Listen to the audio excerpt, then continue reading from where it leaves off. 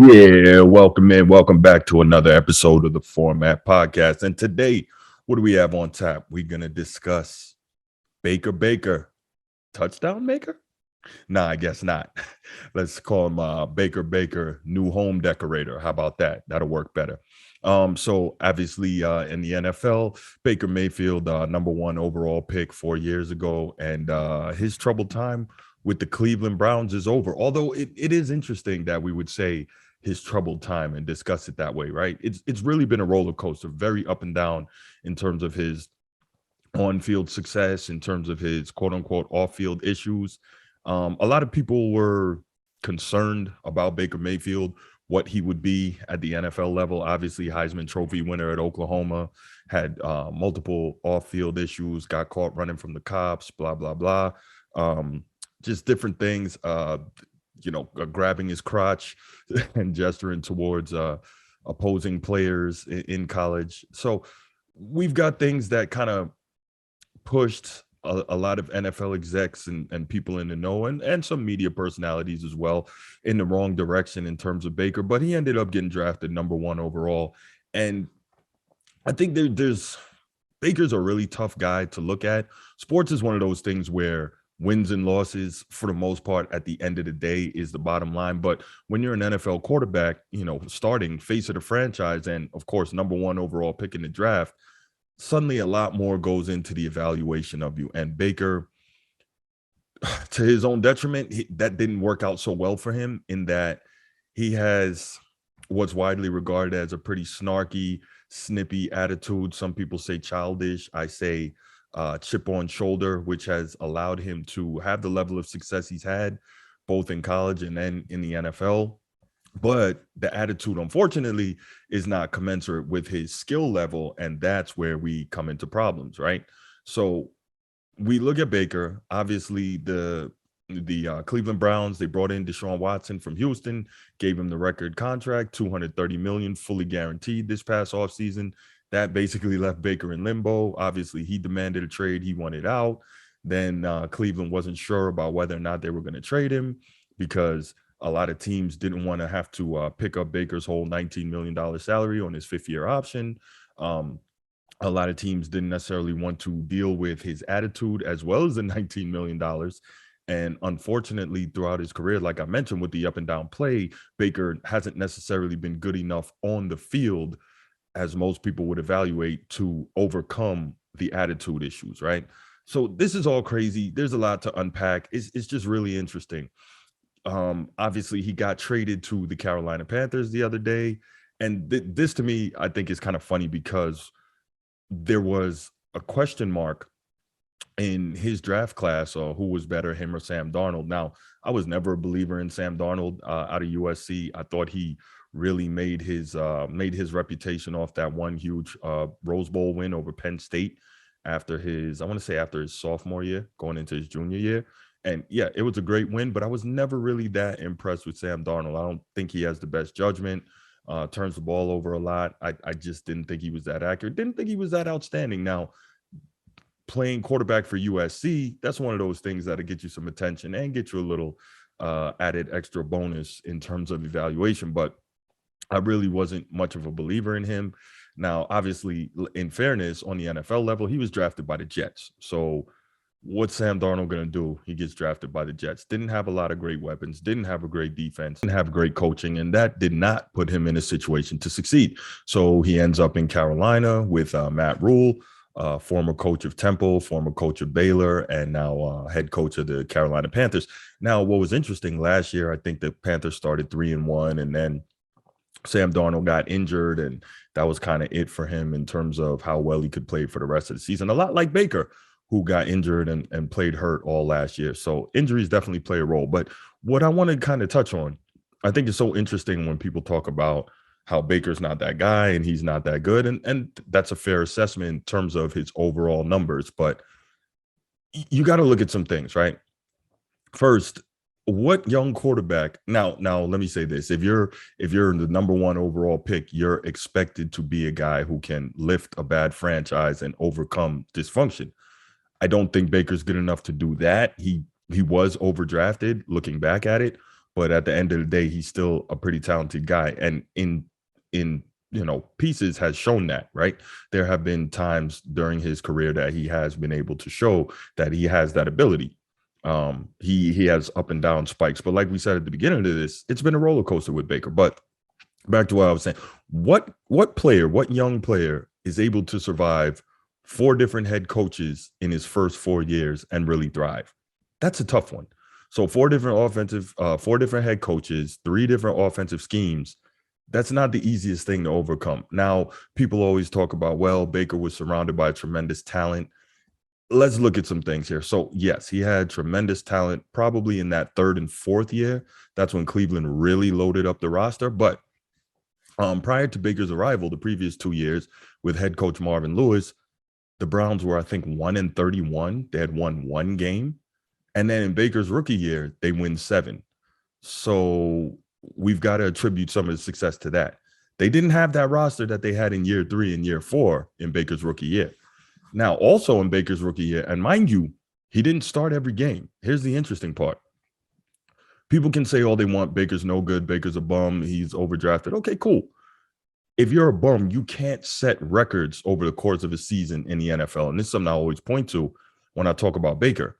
He set the single season touchdown passing record, which has since been broken by Justin Herbert. But the point is, you don't do that if you're a bum in the NFL. And the second touchdown pass for Baker Mayfield, who is now 1 short of setting the NFL record for rookies. Baker takes it, looks, fires one in. It is caught inside the end zone. It's a touchdown. It's Callaway. And it's a rookie record for touchdown passes by a quarterback. How about that? Baker Mayfield into the record books.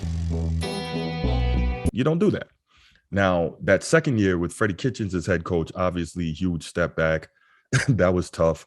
I'm not quite sure why he advocated for Freddie Kitchens, a guy who had never even been a coordinator in the NFL, to become a head coach. And I'm not sure why the Cleveland Browns gave Freddie Kitchens that job, but I guess they were looking at it, Baker coming off a great year and Freddie Kitchens working with him.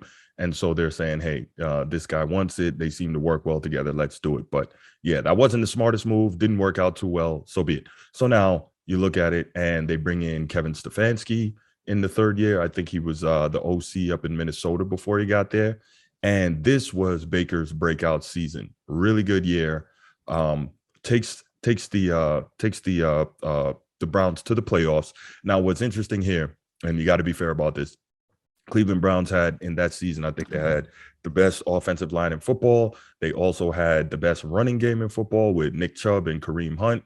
Those guys ran for over 2,000 yards combined, so they were really churning it out. So it made things a lot easier for Baker in terms of easier reads because the box had to get stacked, in terms of dealing with 3rd and short a lot more than he normally would.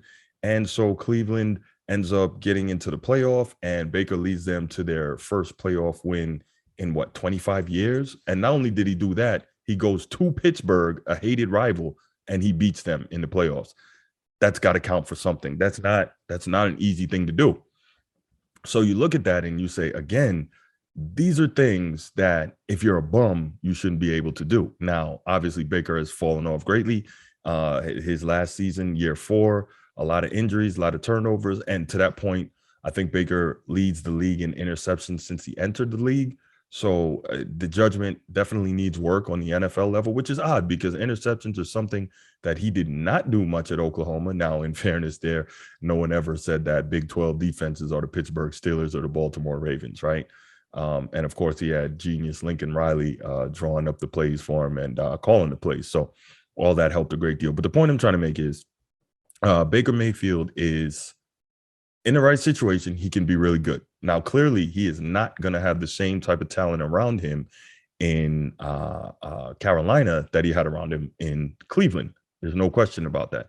But here comes the interesting part is now you kind of get you're going to get the quarterback battle if they're truly allowed to compete. And of course, you have to try and develop chemistry with your teammates. And very interesting, earlier this past offseason, the number 1 receiver in Carolina, Robbie Anderson, made it clear that he did not want Baker Mayfield to be his quarterback. So that's going to be interesting to see if they can bury the hatchet and they can develop some chemistry. Now, it's my firm opinion that Baker Mayfield is definitely a better quarterback than Sam Darnold.